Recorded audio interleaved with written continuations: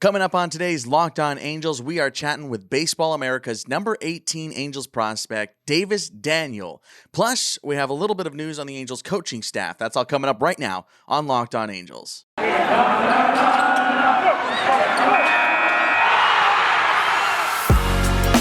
You are Locked On Angels, your daily Los Angeles Angels podcast. Part of the Locked On Podcast Network, your team every day.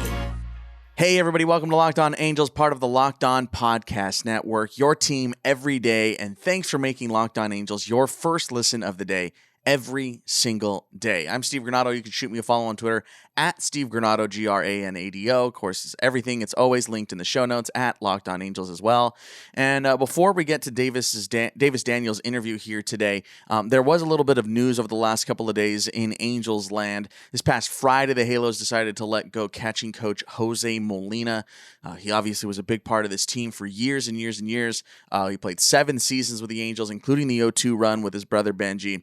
And he's been a coach with the Angels since 2019. So a couple of seasons for him.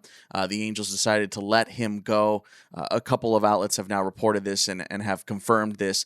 Perry Manassian, if you remember, was talking about having the end-of-season performance reviews, which is not unique, but was talking about how they would be coming in the coming weeks, and that might lead to some coaching staff changes and things like that. Well, that is what happened here in this one. This is the first thing that we've really seen here as far as the Angels' moves here in the offseason, is that Jose is now gone. He is no longer with the staff. This is coming from Sam Blum from The Athletic saying, got a quote here from Jose Molina, said that they went in that direction. It's not my decision. So Jose very much seems like he wanted to stay and continue to be a part of this staff. Obviously had to work with Max Stassi this year, Kurt Suzuki this year. The Angels also, by the way, in that article were noted as declined to comment here on that firing or let go, or however you want to spin it. Here's some numbers to kind of back it up. I know this kind of shocked a few people. Some people kind of blowing it out of proportion. It is a minor move. I didn't have a problem with Jose Molina or how he handled the staff, at least from, our vantage point out here watching on TV and going to the ballpark. Didn't seem like there was anything that was too crazy, but I dug a little deeper here into the numbers, and here are some of the numbers. The Angels were second to last in the majors this year with runners caught, 17%. There was many, many teams tied at 17%, by the way, and then the last one was at 16, but the Angels were the last in the majors, and then they allowed the 10th most stolen bases in Major League Baseball this season, so semi-middle of the pack, a little on the upper end. Here's one of the bigger numbers. It's a little bit of a deeper number, so stick with me here. Total zone, total fielding runs above average. This is for the entire coaching staff, or a catching staff, I should say, rather. Total zone, total fielding runs above average. It is the number of runs above or below average a player or a staff was worth based on the number of plays made.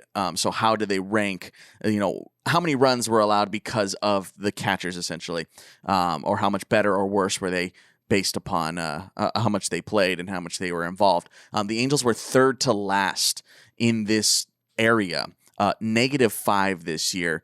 The only teams that were below them were the Yankees and the White Sox, who were significantly worse, well further down. I think the White Sox, because of missing Yasmani Grandal, definitely had a factor to play in that one. But yeah, the Angels were third to last in this number, -5 this year. So wasn't a great year defensively. I know that there was a lot made of Kurt Suzuki's defensive play, especially down the stretch. He's obviously not returning to the club next season, at least at this point that we understand. So it is an interesting move. I don't know. It's not massive. It's not massive. I think a lot of people were kind of blowing it out of proportion. It's just the Angels catching coach. They'll find another. I liked Jose Molina as a player. I thought he did a fine job as a coach, but again, it's not much that we see as fans during a game-by-game process. It's more definitely on the bullpens and that kind of thing, working with catchers outside of the field of play. So interesting move. First move. We might be seeing more coming here soon. So get ready. That is the first move that we have seen. Maybe the Angels start making some more changes to their coaching staff. So we'll see what goes on forward. Okay, let's go ahead and hop right in. We had a chance to chat with Davis Daniel. Split time here this past season in his first year of pro ball. Kid out of Auburn, 18th overall prospect in the Angels system according to Baseball America, number 21 in the Angels pipeline according to MLB.com. So So he sat down and chatted with us about pitching, about mentality, and tried to give you guys a little bit of calm the nerves about this pitching staff moving forward. So here's our chat with Davis Daniel.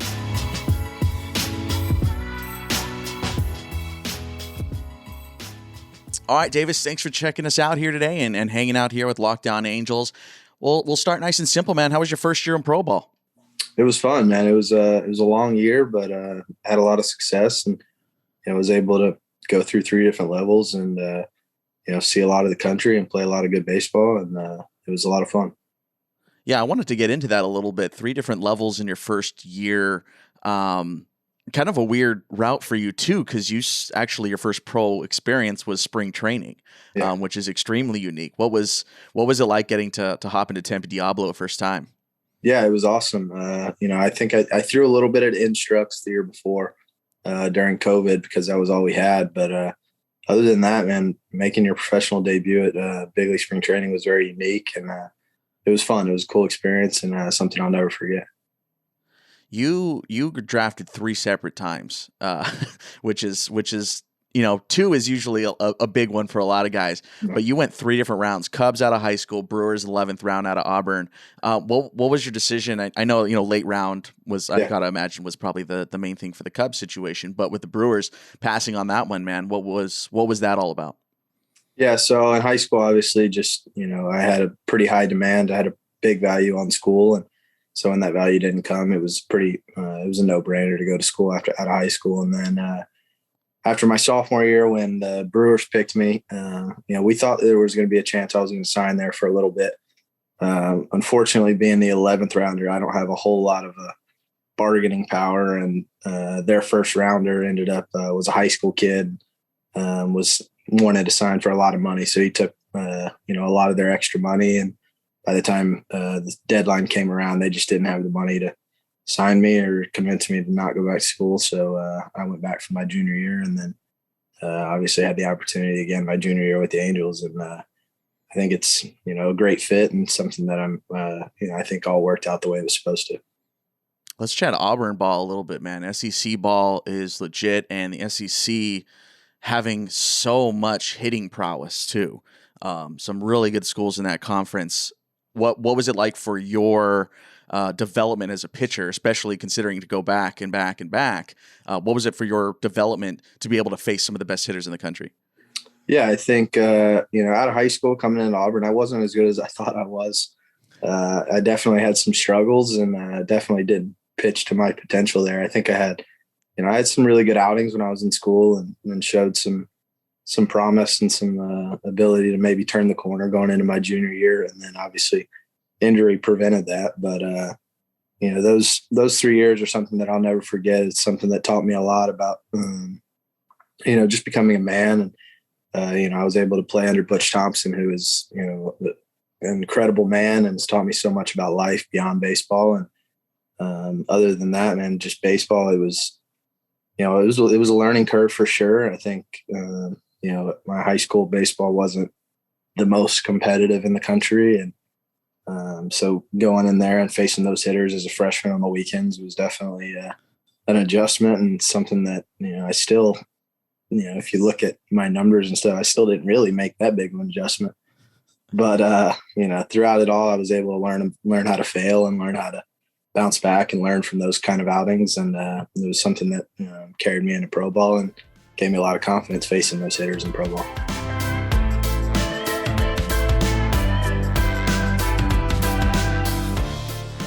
This episode is brought to you by DirecTV Stream. Does this sound familiar? You've got one device that lets you catch the game live, another that lets you stream your favorite shows, you're watching sports highlights on your cell, and then you got your neighbors, best friends log in, and it's just like everything's all over the place, right? Well, I want to tell you about a simple way to get all that entertainment that you love without the hassle. It's called DirecTV Stream, and it brings your live TV and on-demand favorites together like never before, so you can watch your favorite sports, like the Angels, movies, and shows all in one place. It means no more juggling remotes, no more buying other devices, things that aren't compatible, and all that stuff. Best part about it, the big one for me, no annual contract. You're not locked in. So get rid of the clutter and the confusion, and get your TV together with DirecTV Stream. You can learn more at directtv.com. That's directtv.com. Compatible device required. Content varies by package.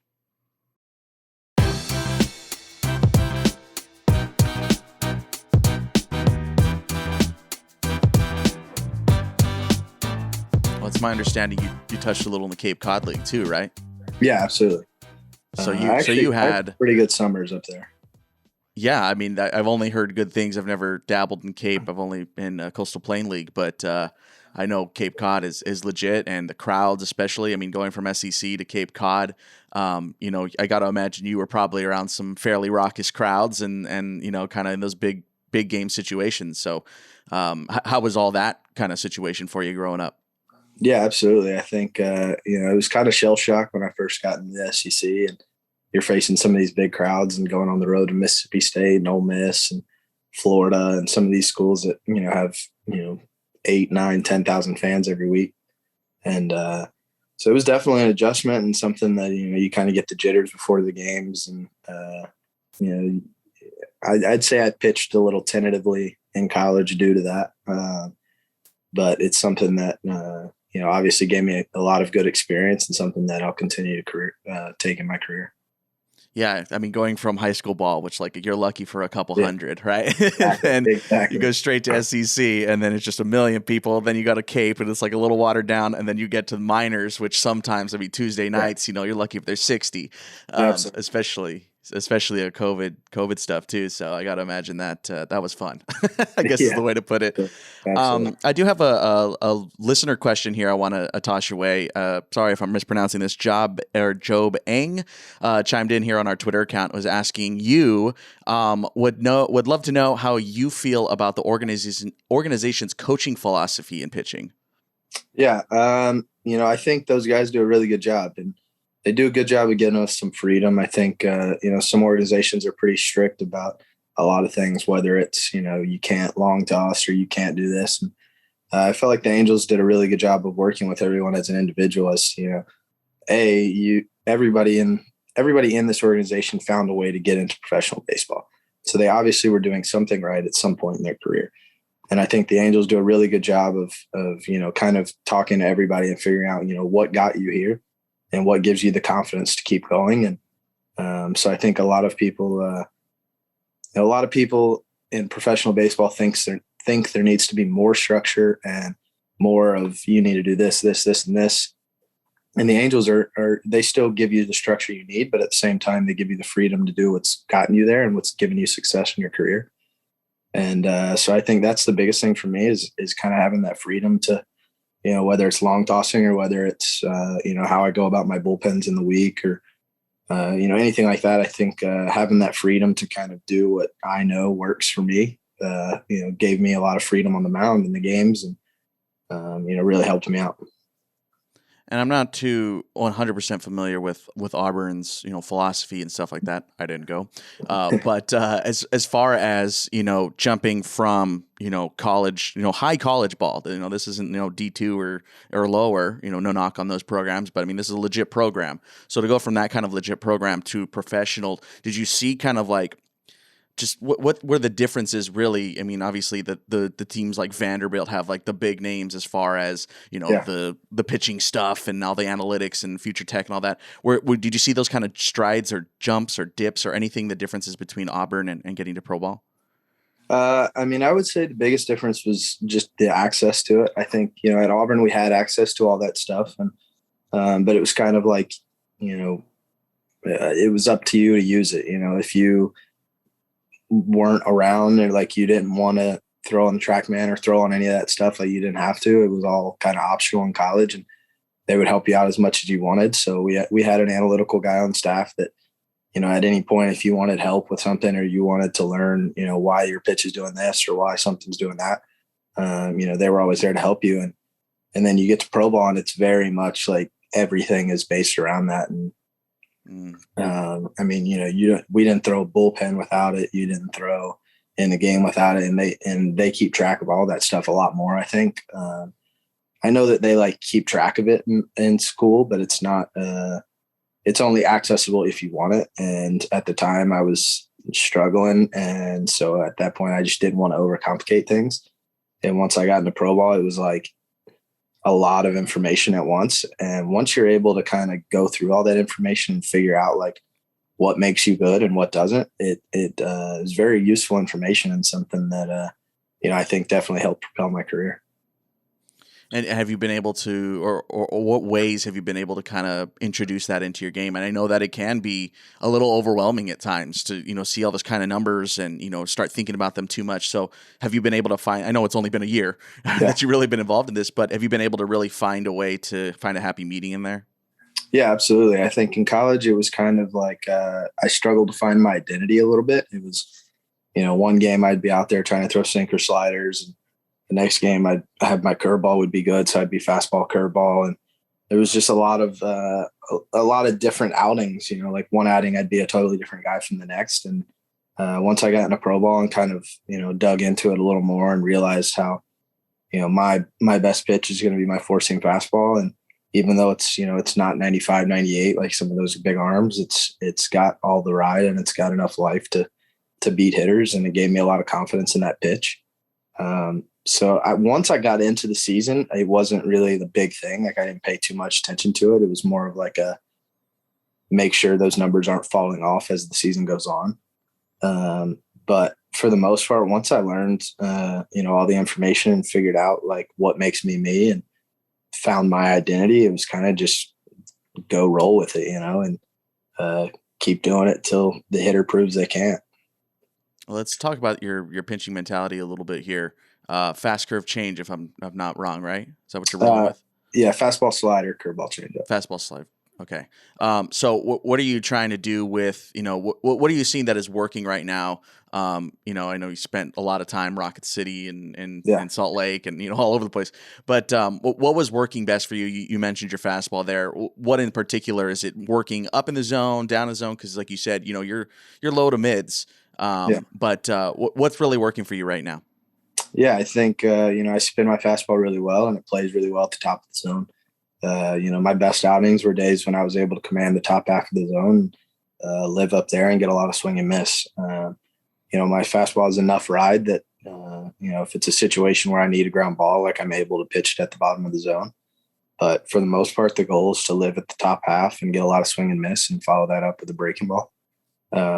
Sliders come a long way this year. That was kind of a pitch that I didn't have in college. I was mostly curveball changeup in college. And then throughout COVID and having an entire year off and having the opportunity to work out in Auburn and throw with a couple guys that are in the big leagues like Keegan Thompson and Casey Mize and first rounder Tanner Burns and a couple other guys that are in pro ball, Elliot Anderson, Ryan Watson, some of those guys that we were all around Auburn. We were all working out together.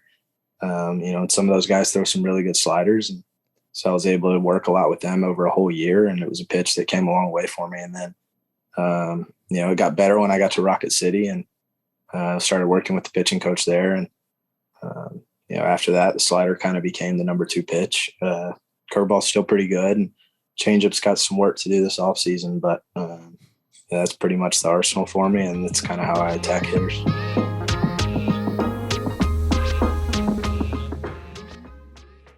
This episode of Locked On Angels is brought to you by Built Bar. Did you know that Built Bar has a ton of different flavors? They're all delicious, and there is something for everybody. Here are some of the delicious flavors that Built Bar offers in their protein bar package. Coconut, cherry, raspberry, mint brownie, double chocolate, caramel, strawberry, orange, cookies and creams, German chocolate. They're all really, really good. If you haven't tried all their flavors, and this is the best one for me, get the mixed box. The mixed box. You get 2 of each of the 9 flavors for 18 total bars. Quick math. Not only are the Built Bar flavors really, really good, but they're healthy too, which is the best part, obviously. Check out the macros: 17 to 18 grams of protein, calories from 130 to 180, so under 200. Totally right with me. You know me, I'm cutting back my sugar. This is the big one. 4 to 5 grams of sugar, only 4 to 5 grams per bar, and only 4 to 5 grams of net carbs. They're all amazing flavors, all tasty and super healthy. The Built Bar is the official protein bar of the U.S. track and field team, so you know you can trust it. If they trust it, so can you. Use this promo code. Go to built.com and use LOCKED15. That's LOCKED15 15, and you'll get 15% off your order. Use promo code LOCKED15 for 15% off at Built.com. Thanks, Built Bar.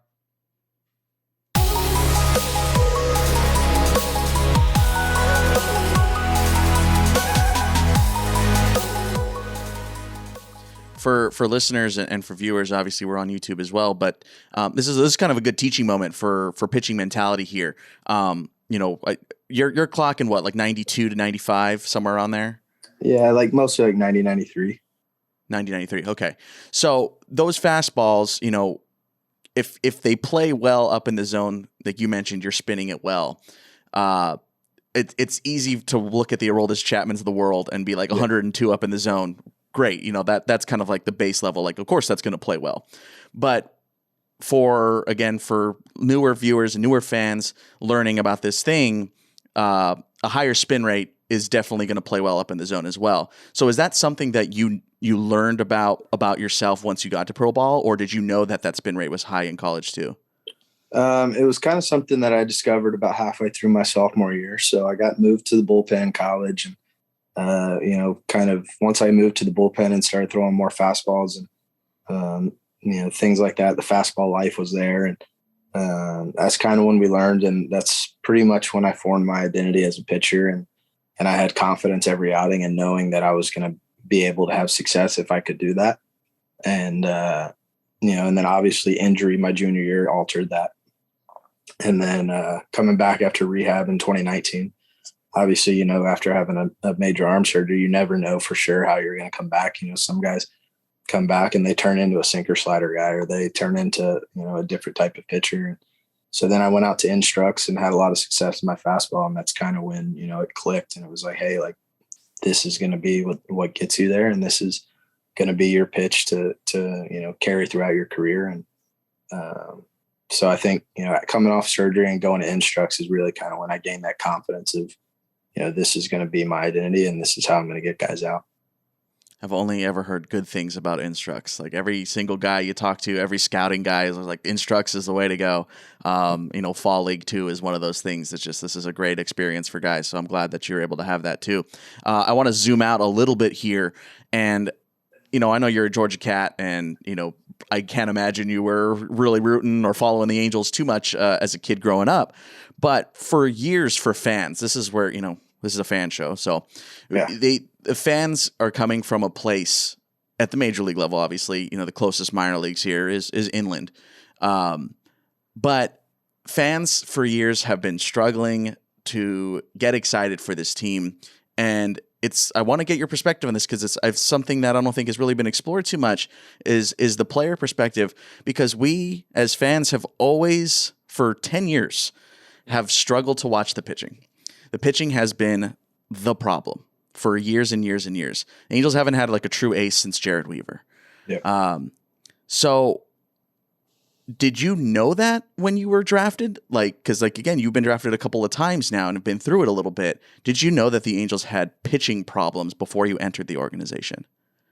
Yeah. I mean, as much as I watch baseball and as much as I keep up with the big league level growing up, I mean, like you said, it's been fairly obvious that it's been an issue. And, it's something that when I first got drafted, it's something you look at, it's like, this could be a good opportunity for me.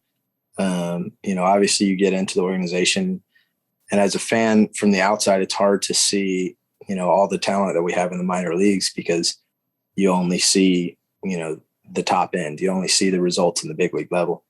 And so it's hard to always know that, but kind of coming in and seeing all the talent that we have in the minor leagues has been eye-opening, man. There's been a lot of arms that moved really quickly this year, and guys that, I think the front office is pretty excited about. And, a lot of guys that I think will get an opportunity over the next few years to really prove themselves. And, you never know what's going to happen at the big league level. There's a lot of different factors. Once you get to that level of baseball, it's no longer just pitch and catch, when you're playing in front of 40,000 fans, and, you're obviously playing for real money. And so, there's obviously a lot of factors that go into it, but there's a lot of talent coming up and a lot of pitchers in the minor leagues that, I think have a chance to have a lot of success. I mean, we saw can't even remember 13, 14 pitchers the debut Something this year. like that. And, while not all of them, had the most success. You could see potential from all of them, and they all showed flashes of greatness. And, I'm good friends with a lot of those guys, and I think a lot of those guys are going to have a lot of success at the big league level.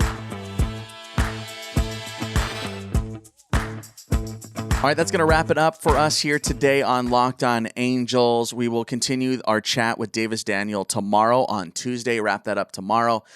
We still got plenty of good stuff to talk about with Davis, and he was super kind with his time and really smart, and I really like the conversation. So thanks to Davis Daniel for chatting with us again. The remainder of that conversation will be tomorrow. Don't forget to check out my other podcast, Our Game.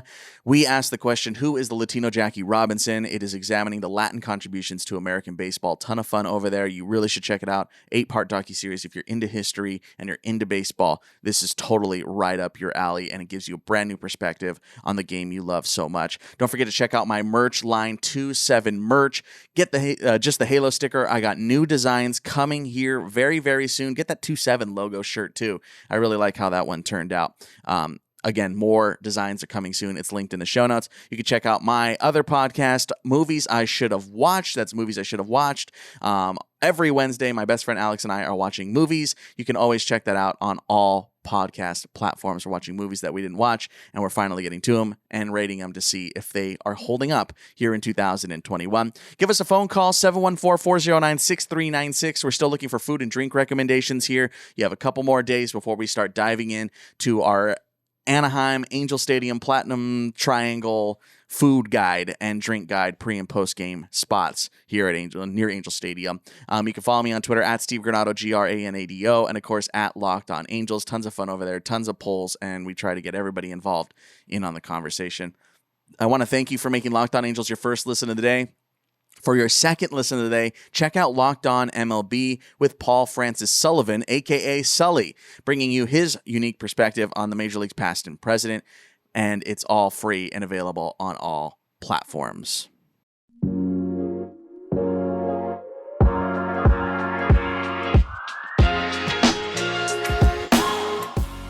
All right, that's going to do it for us here in today's Locked On Angels. Again, tomorrow we will continue our chat with Davis Daniel. It's a whole lot of fun. I want to thank you guys for checking us out. Make sure to follow us wherever you follow us, and we'll be talking with you tomorrow. Later.